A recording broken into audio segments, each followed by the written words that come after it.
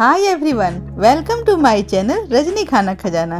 क्या कई दिनों से घर पर बर्गर बनाने का सोच रहे हैं? तो आपने बिल्कुल सही वीडियो पर क्लिक किया है, क्योंकि आज मैं ब्रेड और आपके किचन में हर वक्त रहने वाली चीजों से बनने वाली कमाल की super yummy bread burger recipe लेकर आई हूँ। ऐसी यूनिक और परफेक्ट मेथड से तैयार हुई स्वादिष्ट बर्गर आप और आपके लिटिल चैम्प्स जब इसे खाएंगे तो मार्केट का वो 80-100 रुपए वाला बर्गर भूल ही जाएंगे।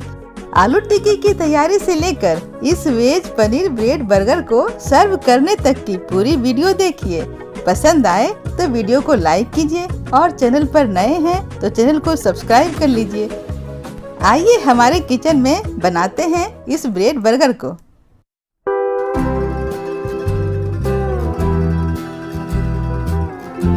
इट्स मी प्रशांत सिन्हा और हमें रेसिपी बनाने के लिए आज लेना है कुछ वेजिटेबल्स। ये रहा 200 ग्राम पनीर, ये है आलू जिसकी आलू टिक्की बनेगी, ये रहा ब्रेड, साथ ही लेंगे नमक, हल्दी पाउडर, मिर्च पाउडर, एक मीडियम साइज का प्याज, 2-3 हरी मिर्च और अदरक के कुछ टुकड़े, ये रही धनिया पत्ती, कॉर्न स्टार्च, सब्जी मैजिक मसाला और ये रहा बटर। और हाँ, 2 सॉस के साथ एक चटनी भी मामा ने यहाँ बनाई है। अब आइए जान लेते हैं कि वेजिटेबल्स को हमें कैसे कट करना है। तो मामा कट कर रही हैं, चलिए देखते हैं। कटिंग हम यहाँ खीरे की इस तरह से तिरछी तिरछी करेंगे जो काफ़ी अच्छी लगती है देखने में, और टमाटर को भी पतले पतले स्लाइस में हम कट कर लेंगे। आज सारी चीज़ों को मैं चॉपर से ही कट करने वाली हूँ, क्योंकि इससे जो कटिंग होती है सारे स्लाइस एक समान एक बराबर कटिंग होती है, और जब हम इसे फ्राई करेंगे तो काफ़ी अच्छा से फ्राई होगा।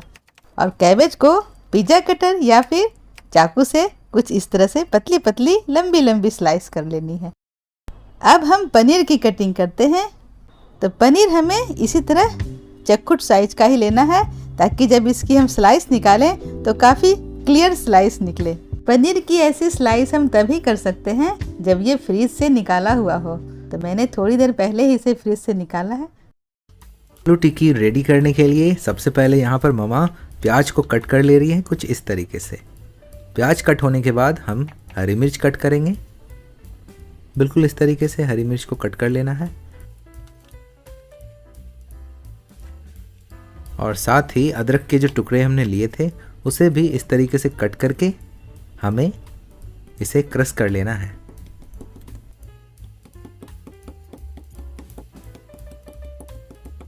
तो यहाँ मामा ने अदरक को अच्छी तरीके से क्रश कर लिया है। अब चलिए वो जो धनिया पत्ती हमें दिख रही है उसे भी कुछ इस तरीके से कट कर लेंगे पिज़्ज़ा कटर के इस्तेमाल से।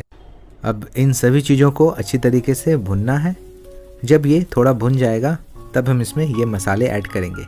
आप देख सकते हैं मामा ने हल्दी पाउडर, मिर्च पाउडर और नमक यहाँ पर ऐड कर दिया है। इसे अच्छी तरह से मिक्स करते हुए भूनेंगे और ऐड करेंगे ये सब्जी मैजिक मसाला। इससे काफ़ी अच्छा सा टेस्ट आएगा हमारी इस आलू टिक्की में। तो चलिए इसके टेस्ट को और बढ़ाने के लिए थोड़ी सी धनिया पत्ती ऐड करते हैं और इसे भी भूनते हैं।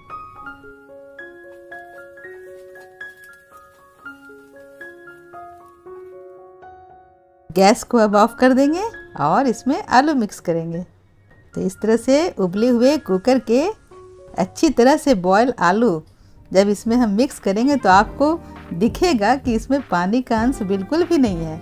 तो ये तभी हो पाता है जब हम एक सीटी लगाने के बाद कुकर को ठंडा होने देते हैं और उसे गर्मा गर्म ही निकाल के आलू के छिलके हटा लेते हैं। तो ऐसा ही ड्राई आलू तैयार होता है, जिसके ये आलू टिक्की काफ़ी टेस्टी बनते हैं। आप देख सकते हैं मैशर से जब मैंने इस आलू को मैश किया है तो ये कितने अच्छे दानेदार तैयार हुए हैं। तो चलिए इसमें थोड़े से कॉर्न स्टार्च डालेंगे जो इसे अच्छी तरह से बेंडिंग देगा।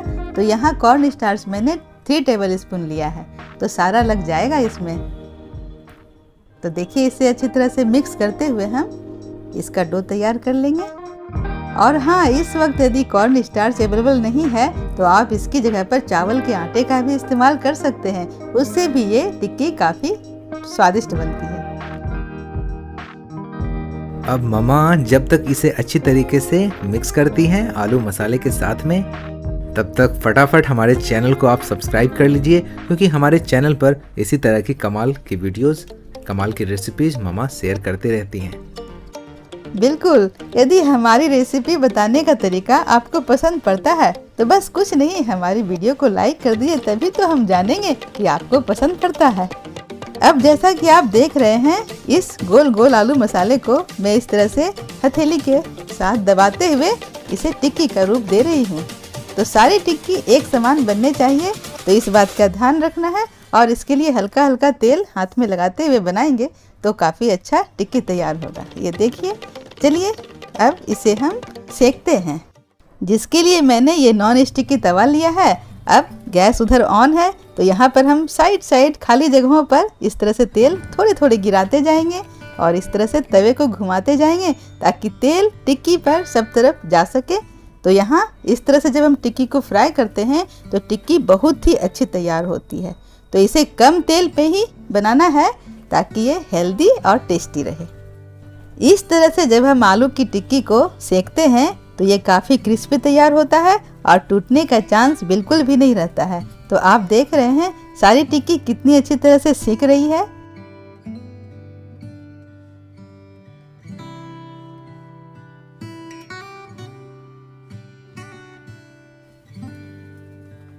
तो ये बिल्कुल तैयार है।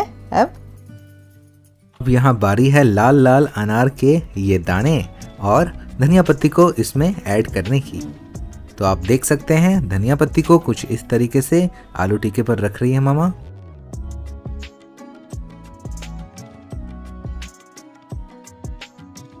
ये लीजिए, अब साथ ही यहाँ पर अनार के दाने भी ऐड करेंगे। ये धनिया पत्ती और अनार के दाने हमारे इस आलू टिक्की को कमाल का टेक्सचर दे रहे हैं, जैसा कि आप देख ही रहे हैं। अब जब ये बर्गर के साथ हमारे मुंह में जाएंगे तो काफ़ी टेस्टी लगेगा।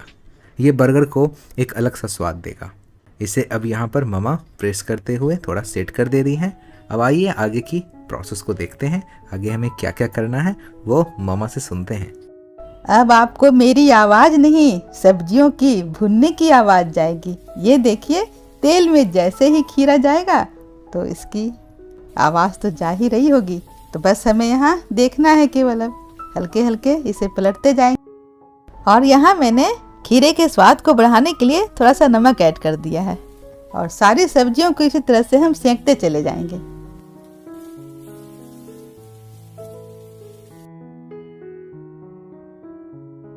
आपने गौर किया होगा कि बर्गर में कच्ची सब्जियों का भी इस्तेमाल होता है, लेकिन जब उसी सब्जियों को हम इस तरह से हल्के हल्के फ्राई करके उसमें डालते हैं तो उसका टेस्ट 10 गुना 100 गुना बढ़ सकता है।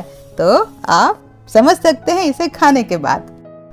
देखिए, स्लाइस से कटिंग करने के बाद प्याज के लच्छे भी कितने सुंदर लग रहे हैं, गोल गोल पतले पतले।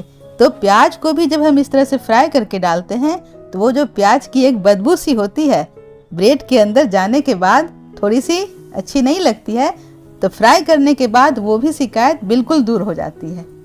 और अब इसी में हम टमाटर को भी थोड़े थोड़े फ्राई कर लेंगे।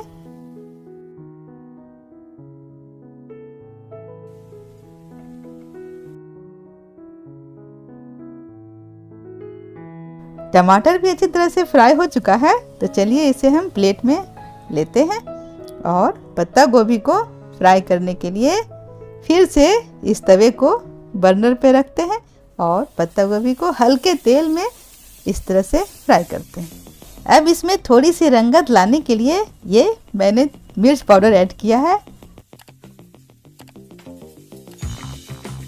ओ ममा, क्या बात है, आपने तो किचन को बिल्कुल रेस्टोरेंट ही बना दिया है। मुझे तो लगता है झटपट इस रेसिपी को देखने के बाद सभी लोग आपकी इस रेसिपी को बिल्कुल घर पर बनाएंगे और इसका लुत्फ उठाएंगे। क्यों मामा? बिल्कुल बिल्कुल।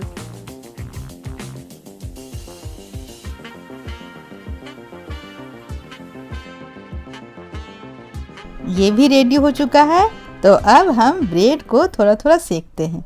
तो ब्रेड सेकने के लिए बटर का इस्तेमाल करना है, इससे इसका स्वाद और बढ़ जाता है।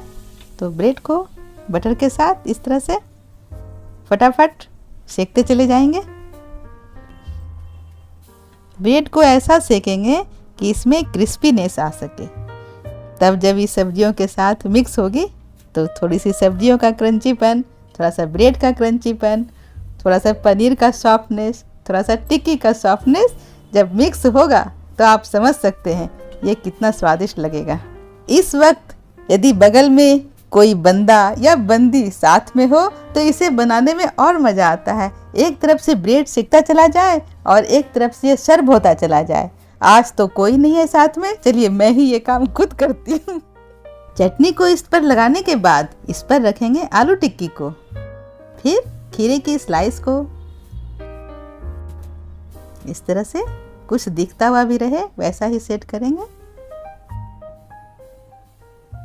प्याज के लच्छों के बाद इसे थोड़ा सा दबाएंगे ताकि ये सब तरफ से सेट हो जाए और थोड़े से कच्चे स्लाइस भी यहाँ डाल देंगे।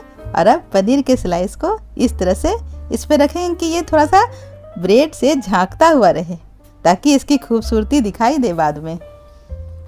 इस तरह से हम सेट करते जाएंगे। अब थोड़ा सा डालेंगे यहाँ पर टोमेटो केचप जो इसे मीठा स्वाद देगा और ग्रीन चिली सॉस। फिर से ब्रेड रखेंगे। यदि आप बच्चों के लिए बना रहे हैं तो इतना पे भी रोक सकते हैं ताकि बच्चे इसे आसानी से खाएं। बड़ों के लिए बना रहे हैं तो चलिए इसका लेयर तैयार करते हैं फिर उसी अंदाज में, ताकि बड़े एकदम मार्केट में जिस तरह से खाते हैं वही आनंद उनको घर पर ही मिले।